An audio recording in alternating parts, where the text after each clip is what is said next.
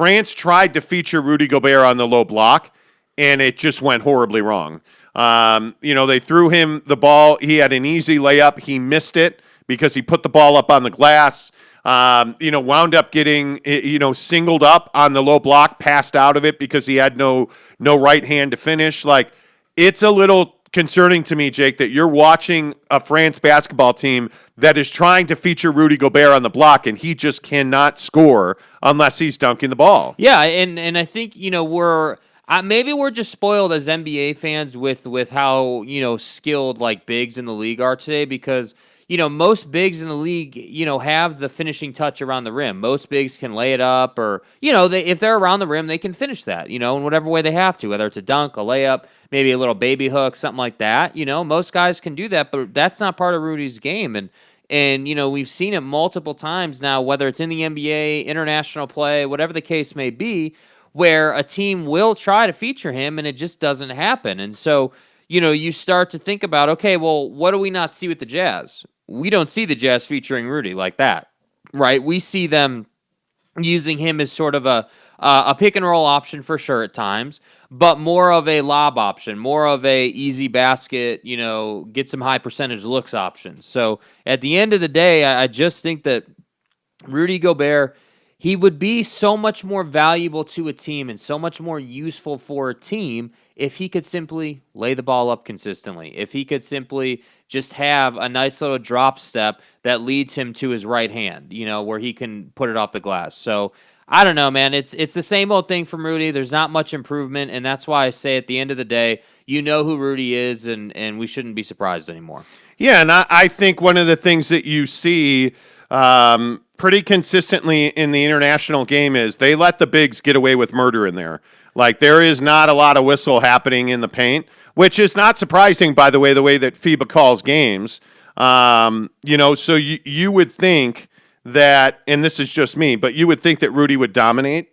And this is the thing that concerns you about Rudy Gobert and the Jazz. And again, I also want to say, it's not Rudy Gobert's fault that he signed a $41 million a year deal. Yeah. You know what I mean? Like, yeah, it's not. I think he gets vilified for that. I'm telling you now that there is no reason to blame Rudy Gobert for that money. But having said that, now you've got to develop him. You've got to find a way to develop Rudy Gobert into a consistent offensive performer, because he's blocking shots, giving you rebounds. And what you see happening, I accidentally sent you a text that wasn't intended good. for you. It's all fine. It's all good. But what you're seeing is that France is trying to get him the ball, and he cannot convert. Yeah. Lethal in the pick and roll, really good defensively. Is that what the Jazz need from Rudy Gobert? What they need or what they're going to get? I mean, what they need. That's just what he's going to provide. Now, what they need is a guy who they at times. I'm not saying they got to run the offense through the guy on the block, but I am saying at times it would be nice if Don could take a possession off, just throw it to Rudy and let him get a basket. I mean, you think about what Jokic is able to do or what Embiid is able to do, and that takes a lot of pressure off the other co-stars on the team. And so, I just think that because of where Rudy's at offensively, it makes it so that if the Jazz sustain any kind of injuries on their team, right, it really hurts them, because they don't have that diverse skill set out of one of their highest paid players. So at the end of the day, again, I just think it's fascinating watching Rudy play in the Olympics and seeing like how all that pans out, because to your point, you would think that he would dominate in Olympic play or international play, but at this stage it's just not there right now, and he needs to get better at just simply finishing around the rim, and that'll help him a lot. Yeah, and I think one of the things that you see pretty consistently, when I look at what the Jazz need, they need somebody other than Donovan Mitchell. And I think, listen, the Rudy Gay signing, I think, gives you that. A healthy Mike Conley gives you that. Eric Paschall, I think, is a really nice pickup. I mean, obviously, and one of the things we have to talk about today is the influence of Donovan Mitchell on this organization. He's got a significant voice. Eric Paschall and Donovan Mitchell go back to their childhoods together. Right. Donovan Mitchell wanted Eric Paschall on this team. The deal made sense for Golden State because they didn't have to take on any salary. They did it for a protected second-round pick. Which helps both clubs. This shows you, as we've reported pretty much for the last month, Donovan Mitchell is a significant part of the moves that are being made on this team. They are bringing in players, Rudy Gobert, Hassan Whiteside. Those guys help Donovan Mitchell. Those guys complement Donovan Mitchell. I think that you're seeing Eric Paschall, a good friend of Donovan Mitchell's, somebody that makes him more comfortable. I think Donovan Mitchell is the focus and a guy that has significant influence on this team. But anyway, here nor there, the point is, what I think this Jazz team needs from their $41 million a year center is they need just a little more offense.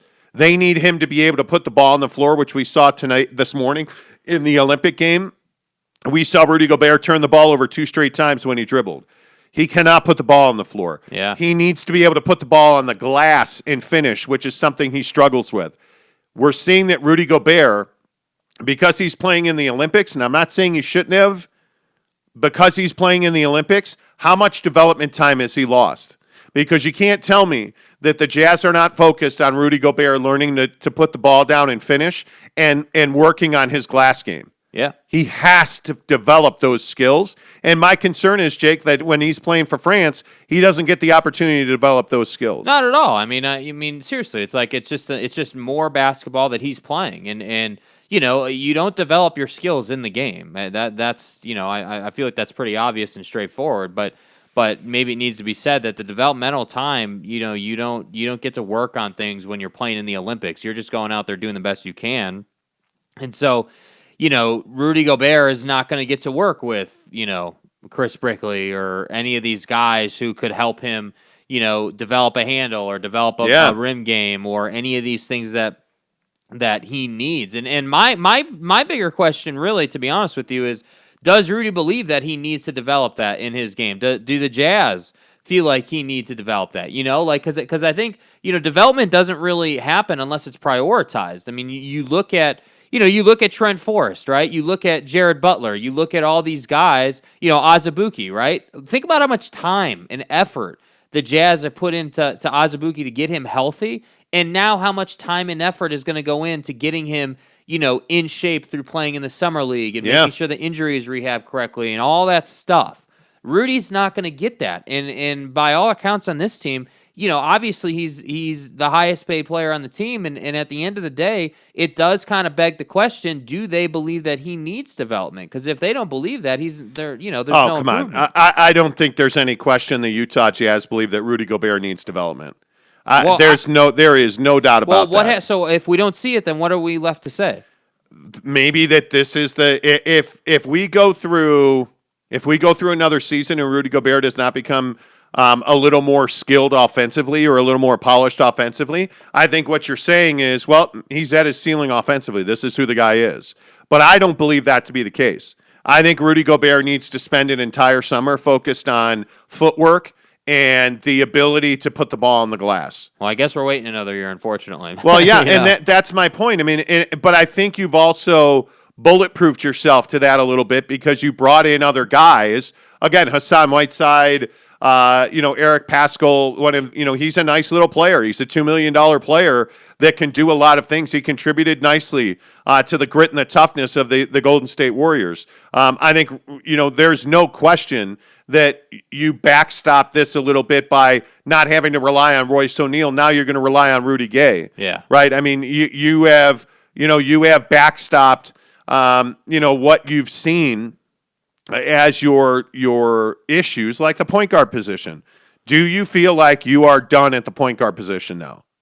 I mean, I would think so. I don't know who else they're going to go and try and get. I mean, hell, if they go get another point guard, I mean, that's, because you already have the young guys, obviously they can't be relied on yet, but you have a lot of young guys who can play that position, Butler and Forrest and all these guys that you have.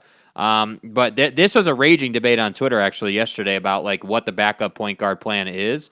And the backup point guard plan, in my opinion, right now is Donovan Mitchell. That's the backup plan. Like, I don't think that you have a guy coming off the bench that is going to be like your you don't have Patty Mills coming off the bench. You know, you don't have Yeah. Austin Rivers coming off the bench. You know, so that's why I say like I still don't feel like there is a backup plan for when Mike Conley gets hurt, because I'm a firm believer it's when, not if. It is going to happen without a doubt. The guy's 34, I think he is, old Yeah. now or whatever he is. And he's always been a guy who's missed games. So those 20 games that he's going to miss, whether it's because of injury or load management, what are you going to do? Well, you're going to play Donovan at the 1, and you're going to hope for a lot of ball movement and better success with that. That's what I think the plan is. Well, and the bigger issue here is that, you know, like a guy like Jared Butler's not playing Summer League because he's not a Utah Jazz man yet. We're waiting for this trade to be final. You know, and the issue there is that trade can't be final until August 6th, so there's not really time to put him on the Summer League roster. So you're not going to see Butler playing in Vegas, so you're going to have to wait till training camp. So now you're going to have to wait on that. You're looking at Trent Forrest. You know, frankly, the Summer League here in Salt Lake has not been very good. I mean, the quality of play that we've seen, it's been a lot of garbage basketball. Yeah.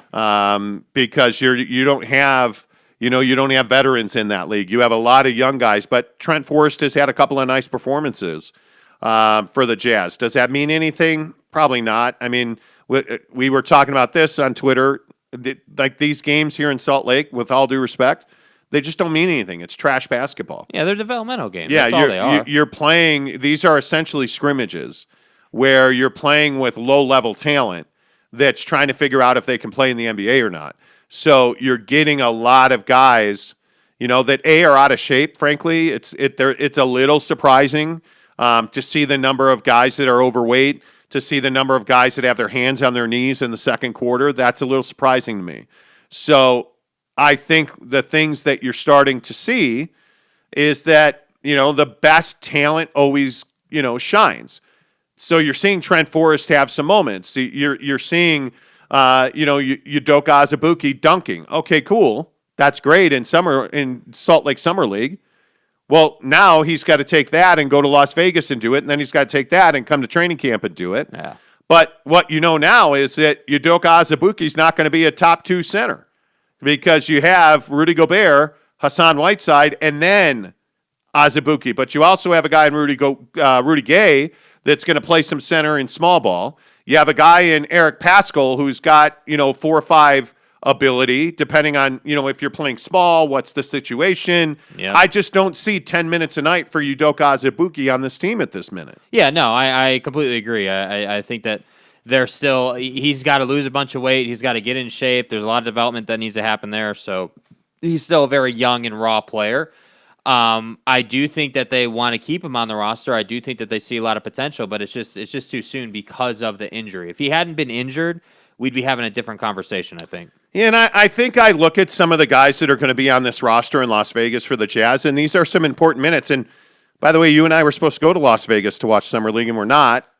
Oh, what a loser! Yeah, man, we're losers. Can't go to Vegas because of the damn Delta variant. Can't go and watch Summer League. Tell me the guys you're excited to watch in Summer League. Udoka Azubuike. No. Yeah, you're not. No. Why? No. Because it's just, excited. Okay. I'm certainly looking forward to it. Yeah, I guess. Yeah, okay, sure. We can throw him in the excited category. Wow. I'm not thrilled to watch Azubuike. I think he needs to just show that he's an actual NBA player. He needs to show that he can get in shape. And I'm not saying that he's done a poor job of his conditioning. The reason he's out of shape is because he's been hurt. He hasn't played 5-on-5 basketball really. So, his level of basketball right now is going to be really poor. So right now he just needs to run miles on a court in a 5-on-5 game. Yeah, I don't necessarily worry about his conditioning. I worry about his ability. Yeah. I mean, this is a guy who needs to play a lot of basketball. Yeah. Because he hasn't played a lot of basketball. Jarrell Brantley, no doubt about it. Mm-hmm. You got to see him develop. I think Juwan Evans is a guy who's had some nice moments. But he's also somebody that is a little undersized. I want to see what he's got. Trent Forrest, certainly. Elijah Hughes, absolutely. Finally, we saw something last night. Elijah Hughes shot the ball a lot better last night. But again, anything you're seeing in Salt Lake is just so hard to measure because of just how bad the basketball is. Yeah, I think, but I think, even the basketball in Salt Lake or whether it's, Vegas, Salt Lake, whatever, any of these exhibition games that they're playing, I don't watch these games with the hopes that the Jazz are going to win or lose the game. I'm watching to see, can a guy like Elijah Hughes, with his 6'8" frame, can he take a guy on the block when the situation, calls for it? Can he, get his own, going left to the basket? Like these little skills within the game that he will need to become somebody of value to the team. Can he show us that yet? Or where is he at in his game? That's what Summer League's all about. I don't care about the score or anything like that. When you watch these Summer League games, know the numbers on the jerseys, know who's who, and see who can actually bring a good quality performance. Yeah, decision making, shot making, I think certainly matters. But Juwan Morgan certainly, Paul White certainly. I've really enjoyed watching Paul White. I don't know that he ever has a place on this team, but I mean, I've enjoyed watching him play. Yeah. And I'll be interested to see how he does. But I don't think there's any doubt that you need Trent Forrest and Elijah Hughes to show you what they got. Yeah. Because to me, those are two guys who can play minutes in the NBA this year. Well, and think about it. I mean, let's just assume that, Elijah Hughes and Trent Forrest turn into NBA caliber players who can give you 15 minutes a night. Let's say that is their contribution this season. So your bench just got two guys deeper. And, eventually, obviously, like you were just talking about, Butler's deal is going to come through here. It's, obviously that's going to get finalized and taken care of. And there's a lot of people hoping he can contribute this season. So that's why I say they have people to play point guard if Mike Conley gets hurt. It's really just a question of how far is the fall off. The quality. In quality to those guys. I mean, because Trent Forrest got minutes last year. We all remember the conversation about how Trent Forrest was already in the Ring of Honor. And how the Jazz beat yet. Writers were like, "Oh my God!" Yeah, so it's just this whole deal where Trent Forrest is probably going to get the lion's share of those minutes this year. But at the end of the day, I would love to see Elijah Hughes, get some run this season. All right, let's get some comments in here. Stephen Ling, good morning. First one in. Cody Strickland says, "Morning, boys. Jazz really trying to make Don happy. Nice pickup in Eric Paschall for a second rounder." Yeah, I think he is. I think he absolutely, that is a nice pickup. There's no doubt about that. I think that's a nice move. Austin Lewis says, "Yeet." James Knight says, "Doncic got injured." Who said he got injured? He ran into plastic surrounding the scorer's bench. He banged his wrist on it. Yeah, it was his left wrist. It's his left wrist. Yeah. It had nothing to do with him shooting. Yeah. Mirzinski says, "Good morning. That was a steal of a trade for the Jazz." I agree. Brylark, good morning to you. He says, "Jazz are getting better and better every day. How are we going to solve the backup point guard?" I think that's a question everybody's got. I think you may have done that with Jared Butler, but I think so. Here's the thing, though. Don't overthink the backup point guard thing. At the end of the day, you're now, without a doubt. I mean, I don't even know, with all the time you and I have spent looking at their cap and now where they're at and everything like that, I don't see any feasible angle that they have to go and get a major player for backup point guard right now. So with that being the case, I don't characterize the backup point guard as a problem. Just understand that there's going to be a battle of these young guys to see who's going to be the first off the bench when Mike Conley gets hurt. And that's basically how it's going to go. And basically that guy coming off the bench, all he needs to do is get the ball across the timing line and get the offense going. That's all he has to do. That's it. And if that's Elijah Hughes, you can expect scoring out of that guy. You can expect rebounding out of that guy. And that's why that is who I would like to see fill that spot, because he can do a lot. Yeah, and I just think I wouldn't be that worried about it. Macon Convo says, "Man, can the Jazz compete without Ilya Silva in the minivan?" Yeah, I just don't know how they'll do it. I don't know how they'll do it. James Knight says, "Rudy isn't getting better on the offensive end. He is what he is." Yeah. Yeah, what is there a question there? Or I don't understand. Jordan Crabtree says, "I think Popovich is probably not the right fit for Team USA." Well, I don't know how many people heard about this. I mean, it wasn't well written, but there was a huge meltdown after the loss to France in the opening round. the players essentially revolted on Greg Popovich. And basically the argument came down to, you're trying to make us play the Spurs offense, and we're not here for that. And ever since then, they've been a different team. When the players, rose up and said, we're not playing Spurs basketball, this became a much better basketball team. Yep.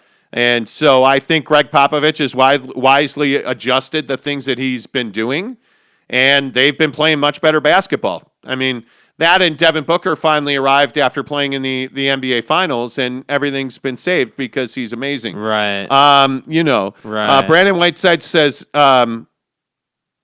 Doak is shaking. Are you trying to say shacking all over the summer league? Okay. James Knight says, give me a break. Are you suggesting the 3 or 4 weeks spent with France is going to be critical to his development? For Rudy Gobert? Is that who you're talking about? Yeah, I think it is critical to his development. Rudy Gobert is accounting for $41 million a year of your cap, and he cannot help you offensively. He's a guy who is set a pick, go to the basket, hopefully get a lob. If I don't get a lob, hopefully get a rebound. That's his offensive game. Already salty because you got that ass kicked by the USA. Already salty, Hey, James all Knight. pissed off. It's all good, man. Already salty. It's all good, man. Neville93 says, how come he gets the defenses of the year if he sucks? Nobody said he sucks. Yeah, nobody said Rudy Gobert sucks. This is what we can't do, okay? And this is what I love about the Rudy Gobert conversation. What did we say? I never said Rudy Gobert sucks. We never on this show say, hey, Rudy Gobert sucks. What we said is he's paying $41 million a year. He's about, what did you just say he was? 25 to 30% of your cap on his own? Yeah. And he has nothing offensively. I didn't say the guy sucks. He's a defensive player of the year for a reason, right? That's not in question. But what I am saying is that when you're playing 4-on-5 offensively against the Clippers in the semifinals and you're all pissed off that you got beat because you didn't have enough offensive game. No. What did Slovenia just do to Rudy holy Gobert? Crap. Slovenia just did the exact same thing the Clippers did to Rudy Gobert. They switched him on to Luka Doncic, who for whatever reason chose not to shoot. And Slovenia was just getting layup after layup, going to the basket, getting opportunity after opportunity. Nobody said he sucks. I mean, frankly, I'm worn out on the Rudy Gobert. Well, you guys hate Rudy Gobert. I don't. And if you think that that's what we're saying, I just don't know. I don't know what Rudy Gobert you're looking at. If you think that, James Knight, you just said that 3-4 weeks of development means nothing to Rudy Gobert. And I think you're crazy. Maybe we should screenshot that comment, and every time that he misses a layup in this regular season that he should clearly finish, we can talk about these 3 or 4 weeks that he didn't work on his game. Because the fact is the guy misses layup after layup. You can't give him the ball with his back to the basket and expect to get a good look. You can't, and it ends up just being a turnover. It's that simple. Yep. So you can be salty, man, but at the end of the day, when you're all upset that Rudy wasn't able to finish and in a critical moment in the game, think back to these 3 or 4 weeks that he wasn't with Chris Brickley or with the usual names who develop NBA players, and wonder, hey, maybe those 3 or 4 weeks would have made a difference for him. Yeah, and I mean, there is a whole host of coaches who specialize in big man footwork. There is a whole host of trainers that specialize only in footwork.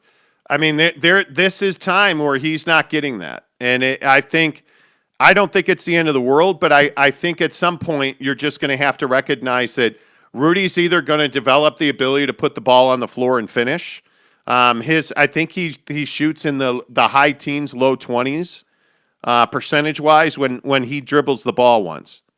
When the ball doesn't come below his shoulders, he shoots like 80-something%. Yeah. It's crazy. And by the way, I just like to point out, all the Jazz fans on this show want to talk about how they're a championship caliber team, right? And I do think they can compete for an NBA title this coming season. I do. With the moves they've made, I do believe that they can compete for one.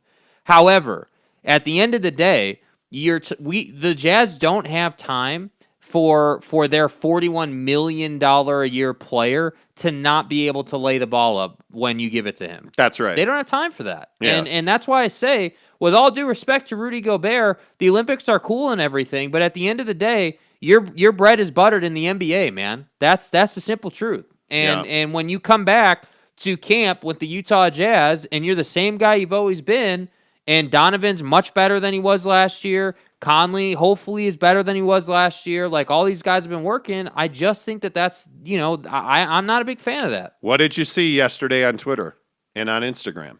You saw Donovan Mitchell in the gym with Chris Brickley. Yeah. That's what it's all over Twitter. It's all over Instagram. I mean, it is what it is, man. You eventually want to win a championship. Well, you can't keep doing the same thing you've always done. We say that every day on this show. Yeah. Grocock, good morning to you. Corey. There's a Grocock Corey. sighting. Hey, fellas, what do you think the Utah's next move is? I think Utah's probably done making significant moves. I think you're going to make a trade at the deadline now. I think you're probably done making moves to this roster. And I think your next major move. I think you're looking at Joe Ingles, and I think it makes zero sense to trade him right now. Yeah. Your next move is playing basketball games and see what this roster can put out. Yeah. And then, if you feel like you still need an extra, then Jingles will be on the move. You can almost be assured of that. But if they're in a good spot and they don't feel like they need more, then obviously he'll stay. Yeah, would be nice if we could get Reggie Jackson. Teddy Wayman said, "Well, yeah, well, that would be great. That would solve the backup point guard thing. The problem is Reggie Jackson. It's time for him to get paid. Yeah, and honestly, man, I don't know. You just don't have. I mean, again, we keep saying it. You don't have the cap space, but at the end of the day, if you're willing to pay luxury tax, you have the cap space. So it's it depends on how bad you want Reggie Jackson. The Nye guy says, I don't think we need a superstar backup backing Conley. Yeah, it would be. He will be hurt in spots, but someone who can come in and distribute would be fine. And that's what I'm saying. I think you have that in Elijah Hughes. I really do. I think he can bring it up, get you into your offense, and go to the corner. I think you have that in Trent Forrest. I don't know what Elijah Hughes does positionally speaking. I don't know where he plays. I don't know what he as a position. I don't know what that's going to be. It'll be interesting to find out what he looks like. I mean, he's 6'6", 220. I mean, you're not a point guard at that point. I think you're probably a tweener 2-3. And is there a whole lot of minutes for guards that are between a 2 and a 3? I think it depends, man. I think traditionally speaking, no, but I think we have to be more open-minded to the fact that just because he's 6'6" doesn't mean he can't do that for them. Because think about it. All he's got to do is get across, and I'm being serious. I'm not even trying to dumb this down at all. Literally, all he has to do is just take care of the ball. So get it across the half-court line, get it to Don, and then go to the corner and run the set. And the thing I like about Hughes, because he's 6'6", is that you have more rebounding. The other thing with Rudy on the offensive end is 9 times out of 10, he's getting double-teamed in terms of rebounding purposes. So, teams know, okay, we can't let Rudy beat us on the glass consistently. So guys like Elijah Hughes who are 6'6", guys like Bogdanovich, all these other guys, that puts them in a position to go and help. And that's why I like him on the floor, in that 1 or 2 spot when Mike's not out there.